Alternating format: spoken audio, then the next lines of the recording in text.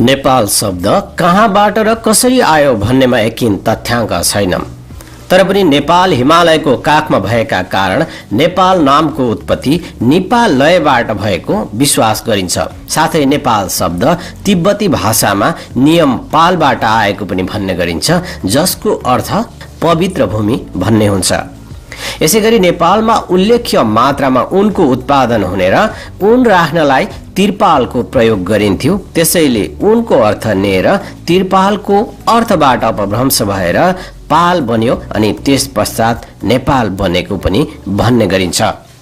दर्शकवृन्द, आजको यो श्रृङ्खलामा तपाईहरू समक्ष हामी नेपालको प्राचीन इतिहासको बारेमा महत्त्वपूर्ण सामग्री प्रस्तुत गर्दैछौँ। यो भिडियोलाई अन्त्यसम्म हेर्नुहोला। साथै यस्तै रोचक, ज्ञानवर्धक अनि ऐतिहासिक भिडियोहरू हेर्नका निमित्त हाम्रो च्यानललाई सब्स्क्राइब गरेर हामीसँग जोडिनुहोला।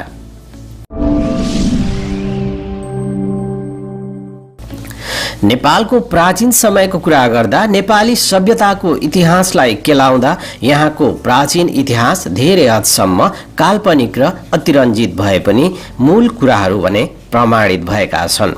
ईसा पूर्वको हजारौं वर्ष अगाडिदेखि नै प्राचीन काल सुरु भएको मान्यता पनि ईस्वी सम्वतको थालनी अघिसम्म नेपालको इतिहास स्पष्ट छैन। किराँत काल पूर्वका ठोस ऐतिहासिक सामग्रीहरू प्राप्त हुन सकेका छैनन्। यस कालको राजनैतिक, आर्थिक, सामाजिक आदि कुराको बारेमा लिच्छवीकालीन अभिलेखहरूबाट केही झलक भने पाउन सकिन्छ। ईस्वी सम्वतको थालनीका साथै लिच्छवीकाल सुरु भए पनि प्रमाणहरूका आधारमा ईस्वीको 5औं शताब्दीदेखि मात्र प्राचीन नेपालको इतिहास बढी विश्वासिलो बनेको पाइन्छ। यही प्राचीन नेपालको सबैभन्दा बढी विश्वासिलो रहेको पहिलो खण्ड हो गोपालवंशी शासकहरूको काल। नेपालका पहिला राजाहरू अर्थात् प्रथम राजाहरू गोपालवंशी थिए। गोपाल भन्नाले गाई पालक समुदाय भन्ने बुझिन्छ। काठमाडौँको पानी बाहिर फ्याँकेपछि उपत्यका बसोबास गर्न योग्य भयो। त्यसपछि दक्षिणतर्फका निप जातिका गोपालहरू त्यहाँ आकर्षित भए। दक्षिणबाट आएका गोपालहरू र यहाँका प्राचीन नाग जातिबीच भिडन्त हुँदा नाग जातिहरू पराजित भई दक्षिण भेगतर्फ लागे भने नेपाल उपत्यकामा गोपालहरूको वर्चस्व कायम भयो। वंशावलीहरूमा उल्लेखित कथा अनुसार यिनीहरूको एउटा बहुद्री नाम गरेको गाईले सधैँ बागमती तीरको एक ठाउँमा गएर दूध चढाउने गर्दथिन्। सो स्थल खनि हेर्दा पशुपतिको ज्योतिर्लिङ्ग उत्पन्न भयो। टेकु दोभानमा तपस्या गरिबस्ने ने मुनिले गोपाल वंशका भुक्तमान, भूमिगुप्त पनि भनिन्छ, उनलाई राजा बनाइदिए। यिनी गोपाल वंशका संस्थापक मात्र नभई नेपालका प्रथम राजा पनि भए। गोपाल वंशी 8 जना शासकहरू भूमिगुप्त, जयगुप्त, धर्मगुप्त, हर्षगुप्त, भीमगुप्त, मणिगुप्त, विष्णुगुप्त र जिनगुप्तले करिब 505 वर्ष 3 महिना नेपालको शासन गरे भन्ने अभिलेखहरूमा पाइन्छ। दर्शकवृन्द, प्राचीन नेपालको इतिहासको अर्को कालखण्ड महिषपाल वंशी राजाहरूको रहेको छ। गोपाल वंशका जिनगुप्तलाई युद्धमा पराजित गरी महिषपालहरूले नेपालको शासनमा नियन्त्रण कायम गरेको कुरा गोपाल वंशी राजवंशावलीमा उल्लेख गरिएको छ। तर केही इतिहासकारहरूका अनुसार गाई पाल्नेलाई गोपाल भने झैँ भैँसी पाल्नेलाई महिषपाल वा अभिर भनिन्थ्यो। तर गोपाल र अभिर एउटै वंशका भएका र पेशागत आधारमा मात्र दुई समुदायमा विभाजित भएको मानिन्छ। कर्क पेट्रिकको वंशावलीमा अभिरहरू राजपूत उत्पत्तिका ग्वालाहरू भएका र सिमरौनगढ र जनकपुर बीचको समतल भूमिमा आफूसँग हात हतियार समेत राखी ठूलो संख्यामा भैँसी पाल्ने गरेकोमा पछि उपत्यका प्रवेश गरी गोपाल वंशी राजाहरूलाई हराई शासन नियन्त्रण गरेका थिए भनी उल्लेख गरिएको छ। यस वंशका प्रथम राजा वीर सिंह हुन्। गोपाल वंशावली अनुसार यस वंशका 3 शासकहरूमा बरसिंह, जयसिंह र भुवन सिंहले क्रमशः 49 वर्ष, 71 वर्ष 2 महिना र 41 वर्ष गरी जम्मा 161 वर्ष 2 महिना शासन गरेका थिए। त्यस पश्चात सुरु हुन्छ किराँत वंशी राजाहरूको काल। नेपाल उपत्यकामा राज्य गर्ने लिच्छवी राजवंशभन्दा अगाडि र महिषपाल वा अभिर वंशभन्दा पछाडि बीचको समयमा किराँत वंशीय राज खलकको शासन उपत्यकामा रहेको थियो भन्ने विवरण साहित्यिक स्रोतहरूमा फेला पर्ने गर्दछ। गोपाल वंशावलीमा किरात राजाहरूको सूचीका साथै उनीहरूको मूल स्थान तामाकोशी र सोनकोशी बीचको भूभाग भनी बताइएको छ। अबिर वंशका अन्तिम राजा भुवन सिंहलाई युद्धमा पराजित गरी किरात वंशी राजा युलुङ वा यलम्बरले शासनमा नियन्त्रण कायम गरेका थिए भन्ने भनाइ छ। यो द्वापर युगको अन्त्य वा कलियुगको प्रारम्भतिर 6औं शताब्दीमा घटेको घटना मानिन्छ। नेपालमा ऐतिहासिक घटनाक्रमको सुरुवात किराती राजाहरूबाटै भएको मानिन्छ। गोपाल वंशावलीमा 32 भाषा वंशावलीमा 28 र राइट वंशावलीमा 29 राजाहरूको विवरण पाइन्छ। तथापि किरात वंशका 29 पुस्ताका 32 राजाहरूले झण्डै 1500 वर्ष जति शासन चलाएको मानिन्छ। किरात वंशी मुख्य राजाहरूको नामावली यस प्रकार रहेको छ। पहिला राजा यलम्बर। किरात राज्यका संस्थापक यलम्बर ज्यादै वीर थिए। यिनले महिषपाल अबिर वंशका शासक भुवन सिंहलाई हराएर किरात राज्य व्यवस्था स्थापना गरेका थिए। यिनलाई कतै कतै युलुङ पनि भनिएको छ। यिनै नामबाट पाटन शहरको पुरानो नाम यल रहन गएको पनि मानिन्छ। अर्का राजा हुमती। यिनी 6औं किराती राजा थिए। यिनलाई गोपाल राज वंशावलीमा हती भनेर पनि उल्लेख गरिएको छ। डेनियल राइटले छपाएको वंशावलीले यिनलाई महाभारतको युद्ध कालका भनेर पनि उल्लेख गरिएको छ। हुमती पछाडि अर्का राजा आउँछन् किरात वंशका जितेदास्ती। किरात राजा जितेदास्ती अर्का उल्लेखनीय शासक हुन्। यिनलाई भाषा वंशावलीहरूले 7औं क्रममा राखेका छन् भने गोपाल वंशावलीले केही पछिल्लो क्रममा उल्लेख गरेका छन्। यिनको समयमा गौतम बुद्ध काठमाडौँमा आएको चर्चा गरिएको छ, तर गौतम बुद्ध स्वयं भने उपत्यका आएका थिएनन्। उनका चेला आनन्द मात्र नेपाल उपत्यकामा आएर बौद्ध धर्मको प्रचार गरेका थिए। जितेदास्ती पछाडि अर्का राजा आउँछन् स्थुङ्को। केही वंशावलीहरूले किरात राजा स्थुङ्को समयमा मौर्य सम्राट अशोक नेपाल आएको उल्लेख गरेका छन्, तर वंशावलीको भनाइ त्यति सत्य देखिँदैन। अशोक लुम्बिनी कपिल वस्तुमा मात्र आएका थिए। काठमाडौँ उपत्यकामा आएको कुरा भने कतै पनि प्रमाणित रूपमा भेटिएको छैन। किरातहरूपछि लिच्छवी वंशका राजाहरूले नेपालमा शासन गरेको पाइन्छ। वंशावली एवं पुराणहरूमा सूर्यवंशी क्षेत्रीयहरूले किरातहरूलाई जितेर नयाँ शासन व्यवस्था कायम गरेको पाइन्छ।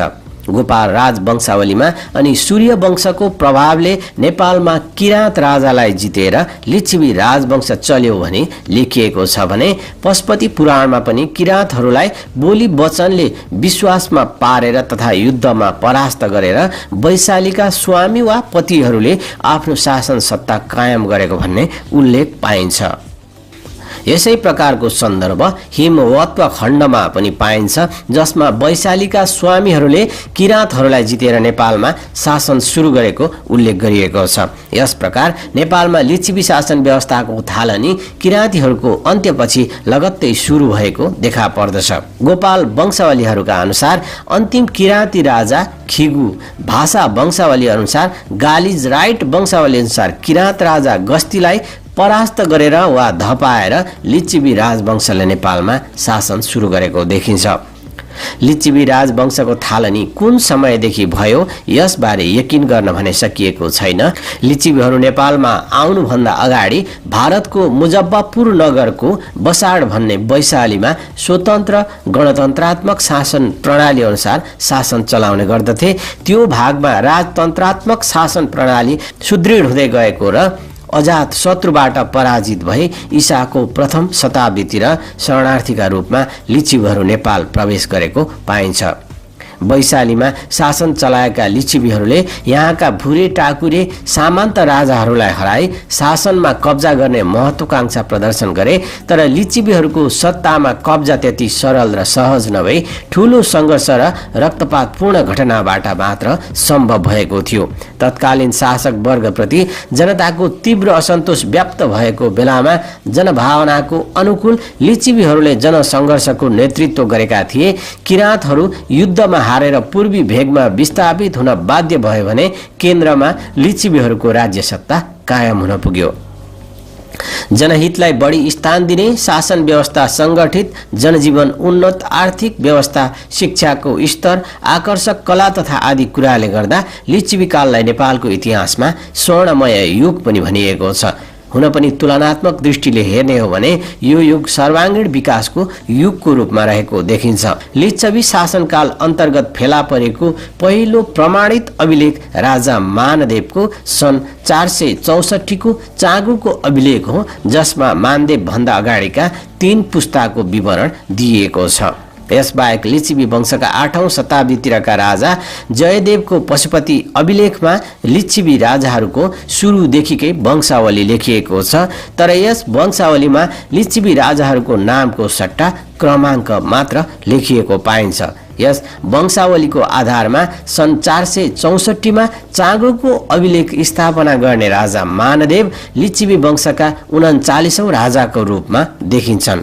मानदेव अघिका राजाको सालाखाला शासन 20 वर्ष मानेको खण्डमा मानदेव भन्दा 760 वर्ष अघि अर्थात् 296 ईसा पूर्वमा लिच्छवी शासन नेपालमा सुरु भएको मान्न सकिन्छ। प्रसिद्ध लिच्छवीकालीन शासकहरू पनि इतिहासले धेरै नै सम्झिरहेको छ। लिच्छवीहरू मूलतः सूर्यवंशी मानिन्छन्। अयोध्याका सूर्यवंशी राजा दशरथका 8औं पुस्तामा लिच्छवी भन्ने व्यक्ति भएको मानिन्छ। लिच्छवी वंशमा सुपुष्प नामका राजा भए, जसलाई लिच्छवी राजवंशका संस्थापक र आदिपुरुष पनि मानिन्छ। सुपुष्प जयदेव द्वितीयको पशुपतिको अभिलेखमा उत्कीर्ण वंशावलीमा लिच्छवी नाम गरेका राजापछि 13औं पुस्तमा कामदेव जस्ता राम्रो रूपरङ भएका राजा सुपुष्प पनि भनिएको छ। कतिपयले राजा सुपुष्पलाई नै नेपालका प्रथम लिच्छवी राजाको रूपमा पनि मान्ने गरेको पाइन्छ। वंशावलीहरूमा भने सुपुष्पलाई चौथो लिच्छवी राजाको रूपमा देखाइएको छ। साथै गोपाल राज वंशावलीमा यिनलाई सुपुष्प देव, भाषा वंशावलीमा पशु पुष्पवर्मा र राइट वंशावलीमा पशु प्रेखदेव भनेर नामाकरण समेत गरिएको छ।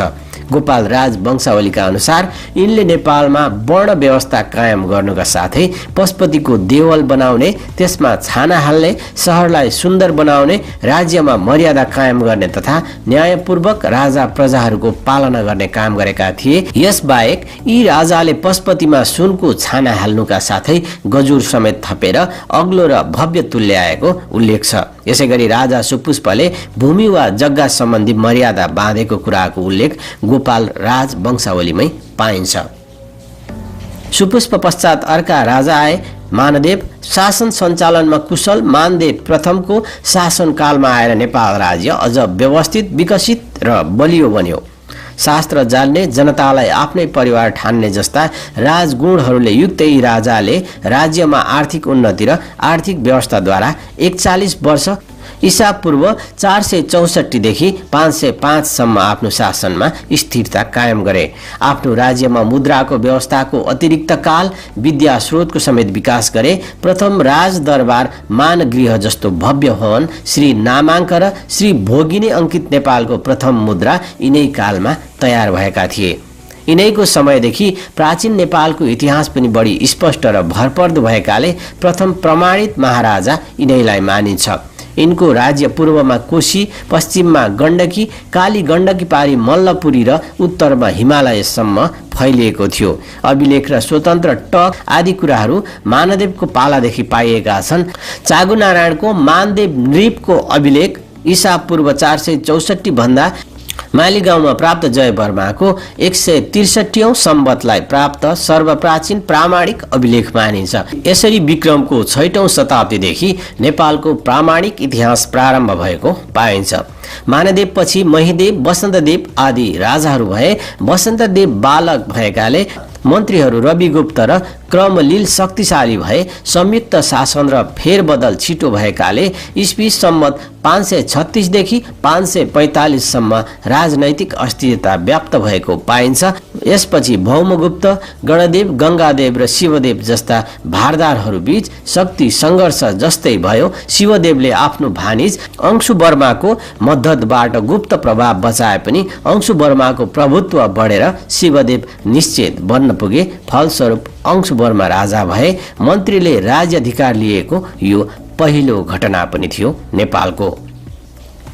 दर्शकवृन्द, आजको यो पहिलो श्रृङ्खलामा हामीले नेपालको इतिहास तपाईहरू समक्ष प्रस्तुत गर्ने क्रममा नेपालको उत्पत्ति र मानदेवको राज्य सत्तासम्मको इतिहासलाई प्रस्तुत गर्यौं। यो भिडियो हेरिसकेपछि तपाईलाई लागेका धारणाहरू अवश्य पनि कमेन्टमा उल्लेख गर्नुहोला। हामी यसरी नै क्रमशः नेपालको प्राचीन इतिहासदेखि आधुनिक इतिहाससम्मका विभिन्न श्रृङ्खलाहरू बनाउने छौं। हाम्रो च्यानललाई सब्स्क्राइब गरेर हामीसँगै रहनुहोला।